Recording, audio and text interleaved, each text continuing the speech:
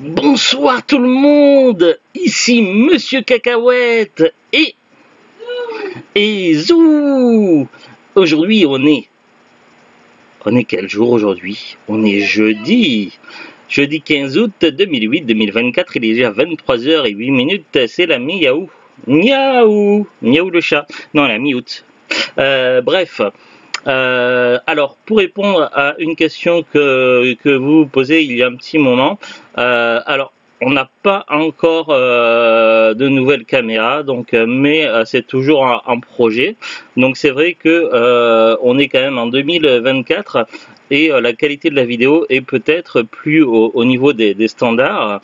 Alors évidemment, je ne vais pas pouvoir proposer du 4K avant un moment, mais toujours est-il que je pense à upgrader le matériel vidéo de façon à ce qu'on puisse avoir des prochains parlons DVD en contenu 1080p, mais je ne sais pas à partir de quel mois. On se dit peut-être que comme mon anniversaire approche, il y a peut-être moyen de voir avec plusieurs personnes pour que je puisse avoir une nouvelle web caméra qui fait un 1080p. J'ai trouvé un modèle intéressant et pas non plus excessif, mais il y a quand même un coût, donc bon, on en reparlera en... Ouais, voilà, donc il y a aussi le fait que mon ordinateur est également obsolète, donc ça c'est également un problème, parce que changer la caméra, si elle ne fonctionne pas sur l'ordinateur, ça va être un peu embêtant.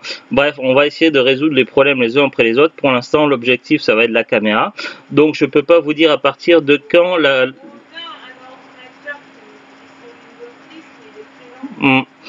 Oui, bon, comme le rappelle Zou, on a effectivement différents problèmes de matériel. On a plusieurs ordinateurs à nos dispositions, mais ils sont tous plus ou moins obsolètes et ont tous des problèmes plus ou moins différents. Ce qui fait que à l'heure d'aujourd'hui, on n'a aucun ordinateur qui soit optimum pour que ce soit faire des vidéos ou jouer même à des jeux vidéo. C'est un peu la mort. Bref. Mais on va essayer déjà de résoudre le problème de la caméra et on verra au fur et à mesure comment améliorer tout ça. Donc voilà, je ne peux pas vous promettre que dans les 3 prochains parlons DVD, on aura de la nouvelle amélioration de vidéo, mais qui sait, peut-être que dans les mois qui arrivent, ça pourrait changer. Disons que sans vouloir trop m'avancer, j'ai bon espoir de pouvoir proposer des parlons DVD en 2024, donc cette année, avec... oui, non, mais j'ai dit 2024, j'ai pas dit début 2024, milieu 2024. J'ai bon espoir pour avant la fin de l'année, si ce n'est pour mon anniversaire, ça sera sinon pour Noël, de pouvoir proposer du contenu, des nouveaux parlons DVD, avec toujours la même façon de faire, mais avec une amélioration visuelle au niveau de la caméra. Du coup, j'ai bon espoir. Voilà, je ne vais pas trop m'avancer, mais ça me paraît possible. Ça ne me paraît pas impossible. Donc voilà, il est possible qu'il y ait une... Oui, après, il y a également beaucoup de choses à gérer au niveau du budget. Et puis, on a eu des petits imprévus au niveau de notre petite famille animalière, puisque vous le savez qu'on a deux chattes, Carla et Neige, mais on a aussi des compagnons un peu plus petits dont on ne vous a à peine parlé, Terence et Philippe. Pour l'instant, je fais garder un peu le suspense et je prévois toujours de faire une vidéo pour les présenter. Mais disons que on a eu affaire à quelques imprévus et du coup je préfère plutôt choisir une vidéo dédiée pour en parler plus en détail et revenir un peu sur le sujet d'aujourd'hui. Donc voilà, c'était quand même pour vous dire que il y aura une amélioration pour la partie visuelle des parlons DVD, mais je ne peux pas vous donner de date précise pour l'instant. Aujourd'hui, ce soir, on a regardé un film que Zou a choisi.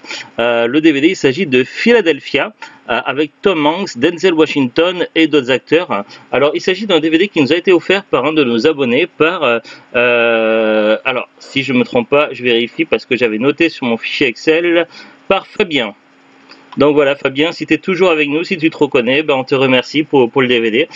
Fabien nous avait offert il y a quelques temps un carton rempli de DVD avec pas mal de bons titres, des classiques plus ou moins connus, mais surtout la plupart c'était quand même des gros films à gros budget, dont certains qu'on connaissait de nom et quelques-uns qu'on pouvait avoir vu ou pas vu.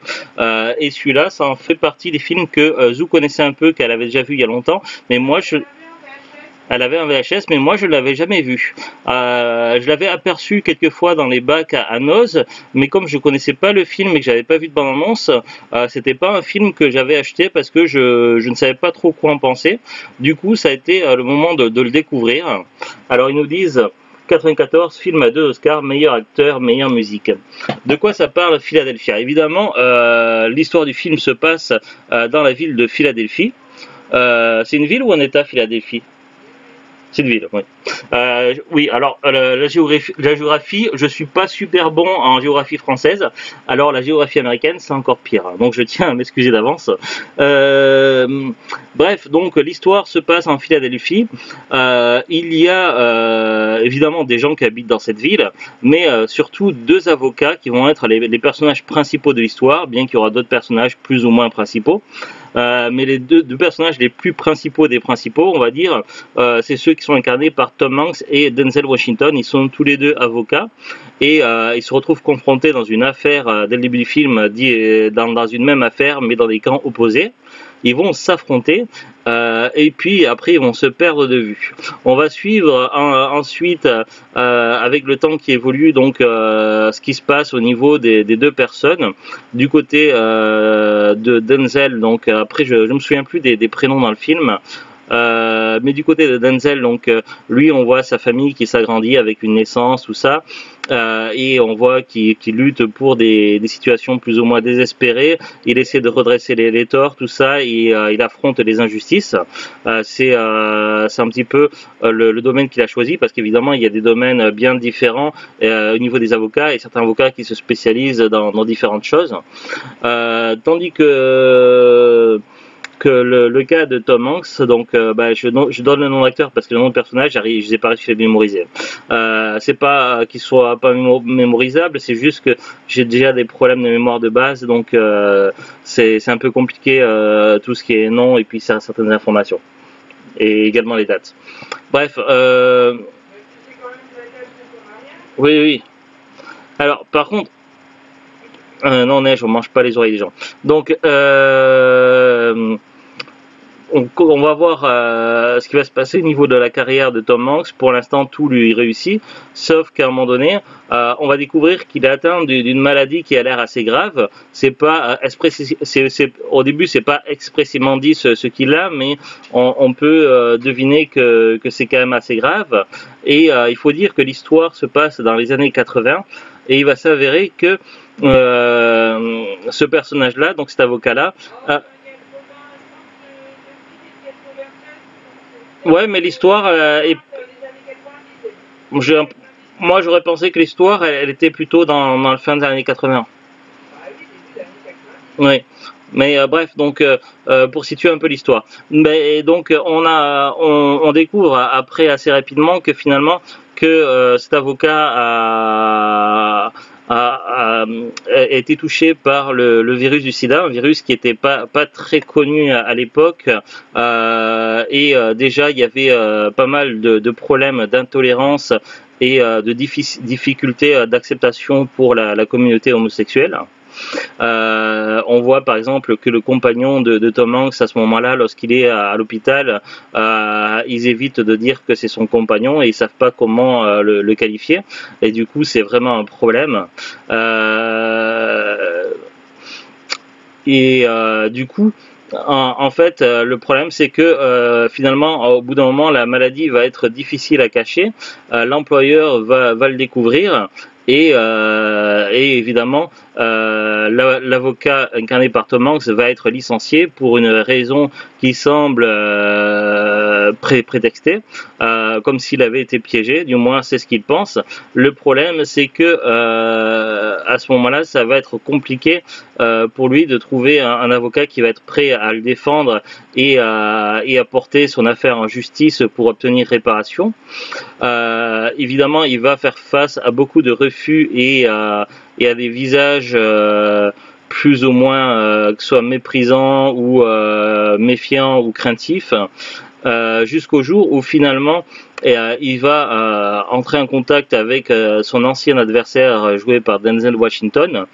Au début, ce personnage-là va avoir lui-même des préjugés puisqu'il ne connaît pas très bien ce milieu-là ainsi que ce type de maladie-là. Il va se poser beaucoup de questions et il va avoir un certain recul. Il ne va pas accepter l'affaire en premier temps. Sauf que finalement, il va se rendre compte que c'est pas juste ce qu'il vit et du coup il va accepter de prendre son affaire et de la porter au tribunal en justice, et plus l'histoire va avancer et plus il va s'ouvrir, il va comprendre ce milieu-là plus le temps va passer et plus l'avocat qui va l'aider, son compatriote avocat, va avoir une ouverture d'esprit je sais pas comment dire tout ça. Bref, c'est difficile de trouver. Voilà, c'est difficile de trouver les mots, mais voilà, il va passer, les préjugés qu'il avait vont tomber, et du coup il va découvrir que voilà, qu'il n'y a pas de différence entre la communauté homosexuelle et la communauté hétérosexuelle, et que c'est pas normal qu'il n'ait pas les mêmes droits. Du coup, plus le temps va passer, plus il va comprendre tout ça et il va se battre de toutes ses forces pour rendre justice à cet homme qui était avant son rival et qui est devenu avec le temps finalement son ami.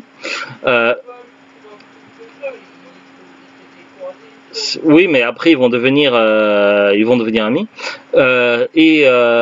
Évidemment, on va se rendre compte que parce que une grosse partie du film va se porter dans le tribunal, on va se rendre compte aussi que beaucoup de personnes avaient des préjugés ou se mettaient des œillères, finalement le sida était un prétexte pour dire en fait qu'ils étaient contre la communauté gay, et du coup en fait c'était dans cette affaire-là, c'est réellement question d'injustice et de droits qui sont bafoués, donc que normalement tout le monde est censé avoir les mêmes droits, donc c'est pas uniquement des préjugés, c'est également de l'intolérance et mince, comment on dit, quand une communauté est mise à part.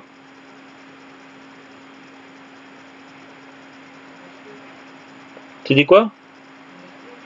Oui, voilà, une exclusion, enfin, voilà, il y a plein de mots pour dire, mais donc voilà, donc on se rend compte que les gens petit à petit vont ouvrir les yeux et comprendre, évidemment, on voit qu'il y a beaucoup de personnes intolérantes à Philadelphie à ce moment-là, qui avaient des préjugés, et finalement on va voir également que l'avocat qui était tombé gravement malade va avoir également beaucoup de soutien, que ce soit sa famille mais aussi ses amis, tout le monde va se battre à ses côtés pour l'aider à surmonter cette épreuve. Mais il sait qu'à cette époque-là, il y avait très peu de façons de soigner de prolonger l'espérance de vie, ce qui fait que son espérance de vie était considérablement raccourcie, puisque la médecine n'avait pas très peu de connaissances là-dessus.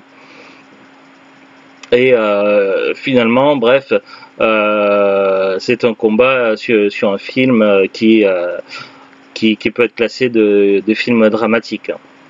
On a quand même, évidemment, on va pas aller plus en détail pour ne pas tout spoiler l'histoire, mais effectivement, c'est une question de combat, d'injustice contre les intolérances, l'exclusion, Et après, je sais plus. C'est difficile de trouver les mots. Donc voilà, c'est le film Philadelphia avec Tom Hanks et Denzel Washington. On va lire le synopsis qui est derrière. L'avocat Andrew Beckett vient d'obtenir une promotion, mais peu après il reçoit sa démission. Motif de renvoi, travail mal accompli. Andy diffère David dans un monde intolérant et incompréhensif. Il se bat pour que justice lui soit rendue. Un film remarquable concernant les abus et préjugés qui entourent le sida, mis en scène par Jonathan Demme, bien connu du Silence des agneaux. Durée approximative 121 minutes, de 2 heures. Donc voilà le film Philadelphia, c'est un classique du cinéma avec des acteurs connus, un film très intéressant et qui montre vraiment que le combat a été difficile et on voit également que les gens ils connaissaient pas très bien ce sujet à ce moment-là et du coup ils étaient plein de préjugés, que c'était à une époque très difficile pour eux de pouvoir expliquer un petit peu tout ça et pouvoir essayer d'avoir les mêmes droits que tout le monde.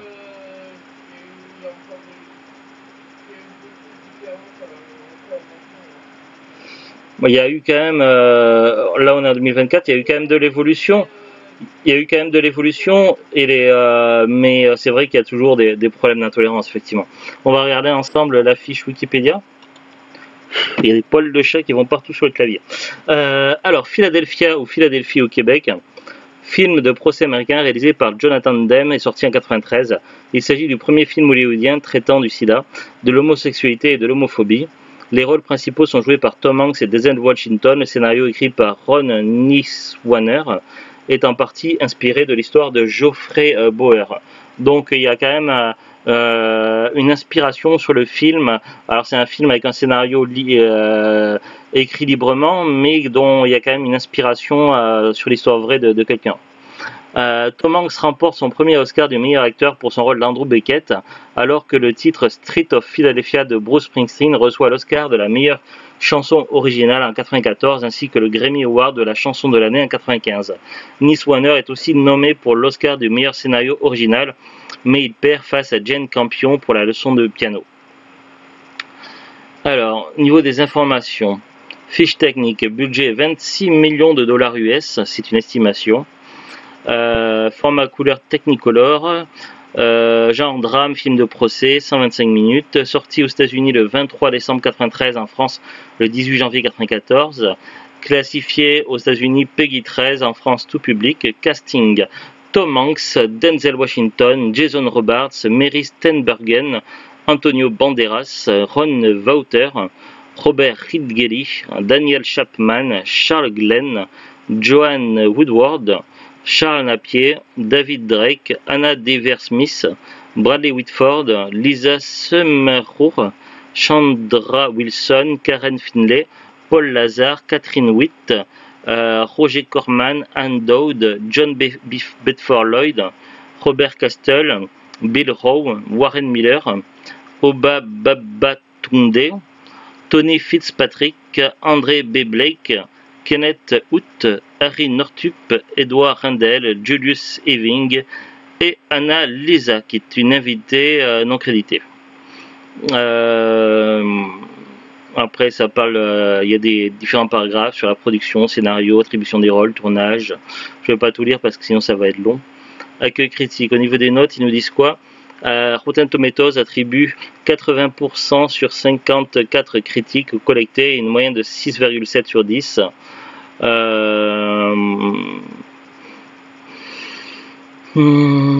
Après, ça parle des critiques de différents journaux et autres. Il y a eu pas mal de distinctions, des récompenses, des nominations. Impact dans la culture populaire. Dans l'épisode Jared a le sida dans la série South Park, la scène du licenciement de Jared par Subway pour avoir vanté les bienfaits amincissants du sida est une parodie de celle du licenciement de Tom Hanks dans le film. À la suite de quoi Jared parcourt les rues de South Park sur fond d'une parodie de Street of Philadelphia de Bruce Springsteen. Après c'est à peu près tout. Je connais pas trop la cote du DVD. C'est un DVD qu'on voit parfois dans les magasins cash, peut-être en brocante. Nous, c'est un DVD que j'ai vu plusieurs fois dans les bacs à noces ces dernières années. Là, il y a plusieurs fiches sur Rakuten. Alors sur Amazon, j'ai regardé un petit peu, mais je n'étais pas trop certain parce qu'il y a plusieurs fiches et il y avait de l'import. Mais là, pour l'édition française, je vois sur Rakuten qu'on peut le trouver neuf à partir de 14,90 et d'occasion à partir de 90 centimes. Après, ça dépend sur quelle fiche on regarde parce qu'il y a des fiches où le film est affiché plus cher.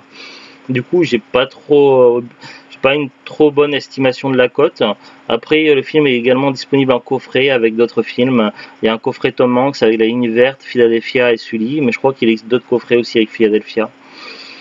Donc voilà, je pense que c'est un film qu'on peut trouver pas trop difficilement, mais après je connais pas trop la cote de rareté. Après c'est pas toujours évident de pouvoir estimer la rareté d'un film. Mais voilà, donc on est sur un classique de cinéma, à voir au moins une fois pour la curiosité et pour le scénario et pour les personnages quand même qui sont touchants et poignants. Et après à voir évidemment dans la collection. Après c'est vrai que c'est pas un film très joyeux, donc il vaut mieux pas le regarder tous les jours. Mais voilà, avoir l'occasion, en tout cas ça fait partie des classiques du cinéma. Donc c'était Philadelphia. Voilà, je suis désolé, c'est pas toujours évident d'exprimer les mots que l'on cherche et j'en ai un peu perdu mes mots durant ce parlant DVD, donc je suis désolé. Voilà, allez, à très bientôt tout le monde. S'il était pas qui? Nemo? Nemo, pas Nemo. Allez, à très bientôt tout le monde. Salut. Au revoir. Mouah, mouah, mouah, mouah, mouah, mouah.